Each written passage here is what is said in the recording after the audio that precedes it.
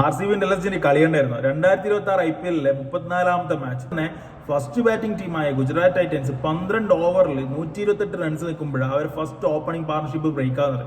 ഗില്ല് 24 പന്തിൽ നിന്ന് 32 റൺസ് എടുത്ത് പോകുമ്പോഴേക്ക് അത്രയും മികച്ച സോളിഡ് ആയിട്ടുള്ള ഒരു ബേസ് റെഡിയാക്കി വെച്ചിട്ടുണ്ട് അവിടെ. പിന്നീട് ഇറങ്ങാൻ പോകുന്നത് 9 ബാറ്റ്സ്മാൻമാരുണ്ട് വിത്ത് ഒരു ഇമ്പാക്ട് സബും വേണ്ടിക്കിൽ അവർക്ക് ചെയ്യാം. സോ അത്രയും വലിയൊരു ബാറ്റിംഗ് ലൈനപ്പ് 15 ഓവറിൽ വന്ന ഉടനെ തന്നെ ബട്ട്ലറിന്റെ 4, 6 എല്ലായിട്ട് മികച്ച രീതിയിലുള്ള സ്റ്റാർട്ട്. അതുപോലെ 14ാമത്തെ ഓവർ ആകുമ്പോഴേക്ക് സായ് സുദർശൻ സെഞ്ചുറിയും ഫിനിഷാക്കി. എവരി വൺ കളി കാണുന്ന ഓൾമോസ്റ്റ് സാധാരണക്കാരായിട്ടുള്ള എല്ലാവർക്കും വിചാരിക്കുന്ന ഒരു കാര്യമാണ് ഈ കളി മിക്കവാറും ഒരു 235 അല്ലെങ്കിൽ ഒരു 250 എല്ലാം മാക്സിമം ചവിട്ടിയാൽ പോകും കളി എന്ന് പറഞ്ഞിട്ട്. അവിടെ നിന്ന് RCBന്റെ പിള്ളേരും രജത് പടിദാറും കൂടി ഗുജറാത്ത് ടൈറ്റൻസിനെ വലിച്ചിട്ട് 205 റണ്ണിലേക്ക് ഒതുക്കിയിട്ടുണ്ട് മക്കളെ. 5 ഓവറിൽ 50 റണ്ണ് മാത്രം അവന്മാർ വിട്ടുകൊടുത്തിട്ടു എന്ന് പറയുമ്പോൾ ഒന്ന് ചിന്തിച്ചു നോക്ക്. 9 ബാറ്റ്സ്മാൻമാർ, ഇത്രയോ ഹാർഡ് ഹീറ്റേഴ്സ്, ഇത്രയോ എബിലിറ്റി ഉള്ള ബാറ്റ്സ്മാൻമാർ ഉണ്ടായിട്ട് ഇങ്ങനെയും ഡെത്ത് ബോളിങ് കൺട്രോൾ ചെയ്യണ്ടെങ്കിൽ RCBന്റെ ബോളിംഗ് ലൈനപ്പ് അല്ലെങ്കിൽ RCBന്റെ പ്ലെയേഴ്സ് ഇപ്പോൾ ഉള്ള ഒരു മെന്റൽ കണ്ടീഷൻ എന്താ, അവർ നിൽക്കുന്ന ഒരു സോൺ എന്താന്ന് ചിന്തിച്ച് നോക്കിയാൽ മതി. നമ്മൾ പലതരത്തിലുള്ള ഡൊമിനേഷൻസും IPL കണ്ടിട്ടുണ്ട്, പല ടീമുകളെ കണ്ടിട്ടുണ്ട്.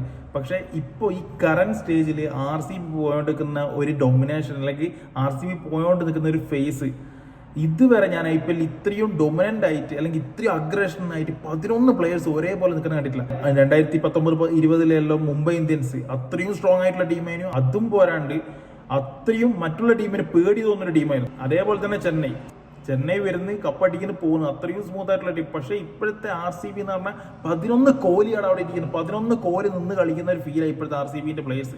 ഏതാ ആറ്റിറ്റ്യൂഡ് അവരുടെ. സെക്കൻഡ് ഹാഫ് ബാറ്റിങ്ങിന് ഇറങ്ങിയ RCBയും അല്ലെങ്കിൽ RCBന്റെ പ്ലേയേഴ്സോ ഫാൻസോ അല്ലെങ്കിൽ ടീം മാനേജ്മെന്റോ ഒരു സെക്കൻഡിന് പോലും ഗുജറാത്തിന്റെ കയ്യിൽ കളി കൊടുത്തിട്ടില്ല. ആദ്യം ഇറങ്ങിയ വേൾഡ് കപ്പിൽ നമുക്കെല്ലാം ഏറ്റവും ഇഷ്ടപ്പെട്ട ബെത്തൽ ഇറങ്ങി ആദ്യം തന്നെ ഒരു 3 ഫോറിലിട്ട് മികച്ച സ്റ്റാർട്ട് കിട്ടിയെങ്കിലും സിറാജ് ഷാറുഖ് ഖാന്റെ കയ്യിൽ ഒരു ക്യാച്ച് കൊടുത്തിട്ട് അത് ക്ലിയർ ആക്കി. ഓക്കെ, ബെത്തലിനെ പോയി. അതിനുശേഷമാണ് മോനെ താണ്ഡവം, പടിക്കലിന്റെ താണ്ഡവം. എന്ത് സൂപ്പറായിട്ടുള്ള കളി, എന്ത് ബാറ്റിങ്, ഓരോ ബോൾ, ഓരോ ഷോട്ട് സെലക്ഷൻ. ഇതൊന്നും പോരാണ്ട് വിന്റേജ് സുരേഷ് റൈനയെ ഓർമ്മിപ്പിക്കുന്ന പോലെയുള്ള കവർ ഡ്രൈവിന് മുകളിലോട്ടുള്ള ഒരു ലോഫ്റ്റഡ് 6. എന്തൊരു മനോഹരമായ ഒരു ഇന്നിങ്സ്. 50 റൺ ആകുന്നവരെ പഠിക്കൽ തൊട്ടപ്പുറത്ത് നിൽക്കുന്ന കോഹ്ലിയാണോ, ഇത് RCBന്റെ ഹോം ഗ്രൗണ്ട് ആണോ, അല്ലെങ്കിൽ തൊട്ടപ്പുറത്ത് എനിക്ക് ബോൾ ചെയ്യുന്നത് ഇത്ര ഇന്റർനാഷണൽ ലെവൽസ് ഉള്ള ബോളേഴ്സ് ആണോ, ഒന്നുമില്ല. എൻ്റെ പിച്ച്, എൻ്റെ അടി ഞാരിക്ക കാണണ്ടേ, അങ്ങനത്തെ ഒരു കളിയേനു പഠിക്കൽ ഇന്ന് കളിച്ചത്. പഠിക്കൽ പോകാൻ കാത്തുന്ന പോലെ കോഹ്ലി 6, 4, 6 അടിയോടിട്ടി. ജെയ്സൺ ഹോൾട്ടറിന് ഡബിൾ 6 അടിച്ചതാ. വേണ്ടിയിൽ പഴയ കോഹ്ലിയാണെങ്കിൽ ഒരു സിംഗിളിലൊട്ടിട്ട് ഒരു സെഞ്ചുറിക്ക് വേണ്ടിയുള്ള കളിക്കാനും അതൊന്നും ഇല്ല. തുടർച്ചയായ 3ാമത്തെ 6-ന് പോകുമ്പോഴാണ് അത് ബേറ്റിൽ തട്ടി കുറ്റിക്കൊണ്ട് ഔട്ടാകുന്നത്. കോഹ്ലിന്റെ ഫ്രസ്ട്രേഷൻ മോനെ. അതിനുശേഷമാണെങ്കിൽ ജിതേഷ് ഇറങ്ങുന്നത്, പടിദാർ ഇറങ്ങുന്നത്. ഇവന്മാരാണെങ്കിൽ നിൽക്കണ്ടേ. ഫസ്റ്റ് ബോളിൽ 4 അടിച്ചിട്ട് ജിതേഷ്, ഫസ്റ്റ് ബോളിൽ 6 അടിച്ചിട്ട് പടിദാർ. ഇനി ഇവന്മാരും കഷ്ടപ്പെട്ടൊന്ന് പുറത്താക്കി ഇറങ്ങാൻ പോകുന്നതോ ടിം ഡേവിഡ്. എന്നിട്ട് റൊമാരോ ഇറങ്ങേണ്ട സ്ഥാനത്ത് ഇറങ്ങുന്നത് കൃണാൽ ഇറങ്ങിയിട്ട് 11 ബോൾ 23 അടിച്ചിട്ട് കളി തീർത്ത് ഫിനിഷ് ആക്കിയിട്ട് കൊടുത്ത്. മക്കളെ, നിങ്ങൾ എന്തിനു വെയിറ്റ് ആക്കുന്നത്? നിങ്ങൾ കാര്യം വേണ്ടിയിട്ടാണ് വെയിറ്റ് ആക്കുന്നത്. ഈ ഗുജറാത്തിനെ കടുത്ത മക്കളെ മാറി നില്ലെന്ന് പറഞ്ഞിട്ട് ഗുജറാത്തിനെ എടുത്തിട്ട് സൈഡോട്ട് വെച്ചിട്ട് അടക്കി ആവാഹനം കഴിഞ്ഞിട്ട് നല്ല വൃത്തിക്ക് RCB പിള്ളേർ അവിടെ നിന്ന് ഇറങ്ങിപ്പോയിട്ടുണ്ട്. ഓഹ്, ഈ സീസണിന്റെ RCB it's not just a team, it's like a monsters എല്ലാം കൂടി ഒരു ടീമിൽ കുത്തി നിറച്ച പോലെയാണ്. ഇനി ആ ഓണർ വല്ല വേറെ നിങ്ങൾ കലക്കി കൊടുത്താമോ? ഇങ്ങനെയുള്ള ഒരു ടീം മാറുമോ? RCBന്റെ മാനേജ്മെന്റ് ഈ ടീമിനെ ഇങ്ങനെയും കൺവേർട്ട് ആക്കിയിട്ടുണ്ടെങ്കിൽ hats off to the manager.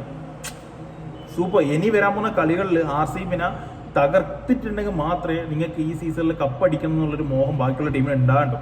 ആ ഒരു ലെവലിലേക്ക് ആ ടീം മാറിക്കഴിഞ്ഞു. അല്ലെങ്കിൽ അവരെ ആറ്റിറ്റ്യൂഡ് മാറി, അവരെ ഫാൻ ബേസിനുള്ള ആറ്റിറ്റ്യൂഡ് മാറി. ഇനി മറ്റുള്ള ടീമിൻ്റെ അടുത്ത് ഇല്ലാത്ത സാധനമാണ് ഇപ്പോൾ RCBന്റെ കയ്യിലുള്ള ഈ ആറ്റിറ്റ്യൂഡ്. പിന്നെ ഇനി പഞ്ചാബിന്റെ ശ്രേയസ് ആയിട്ടും വരേണ്ടി വരും ഇപ്പോൾ ഇവന്മാരൊന്നും അടിക്കണ്ടെങ്കിൽ. വേറെ എനിക്ക് തോന്നുന്നില്ല വേറെ ആരും കൊണ്ടുവന്ന്. ഇനി ചെന്നൈ ഉണ്ട്, ചെന്നൈ ജയിച്ച് വരുന്നുണ്ട്, നോക്കാം എന്താവെന്ന് പറഞ്ഞിട്ട്. സ്റ്റിൽ ഐ വെയിറ്റ് ഫോർ മുംബൈൻ്റെ കളി അല്ലെങ്കിൽ മുംബൈൻ്റെ ടീമിൽ ഇതേപോലത്തെ ഒരു ആറ്റിറ്റ്യൂഡ് വെച്ചിട്ട് കളിക്കുന്നെങ്കിൽ, അല്ലെങ്കിൽ ഹാർദിക് പാണ്ഡ്യക്ക് ഇനിയുള്ള കളികളിലെങ്കിലും മുംബൈൻ്റെ ടീമിനെ പ്രോപ്പറായിട്ട് ഒത്തിണക്കത്തോടെ കൊണ്ടുവരാൻ പറ്റിയിട്ടുണ്ടെങ്കിൽ സെമിയിൽ ശ്രേയസിന്റെ പഞ്ചാബ് ഉണ്ടാവും, കോഹ്ലിന്റെ ബാംഗ്ലൂർ ഉണ്ടാവും, അല്ലെങ്കിൽ പടിദാറിന്റെ ബാംഗ്ലൂർ ഉണ്ടാവും, സഞ്ജുവിന്റെ ഋതുവിന്റെയും ചെന്നൈ ഉണ്ടാവും, കൂടെ ഹാർദിക്കിന്റെ രോഹിത്തിന്റെയും മുംബൈ ഇന്ത്യൻസും കൂടി ഉണ്ടെങ്കിലേ എൻ്റെ മോനെ ഈ സീസണിന്റെ സെമി ഫൈനൽ എന്ന് പറഞ്ഞാൽ അത് തീവ്രം.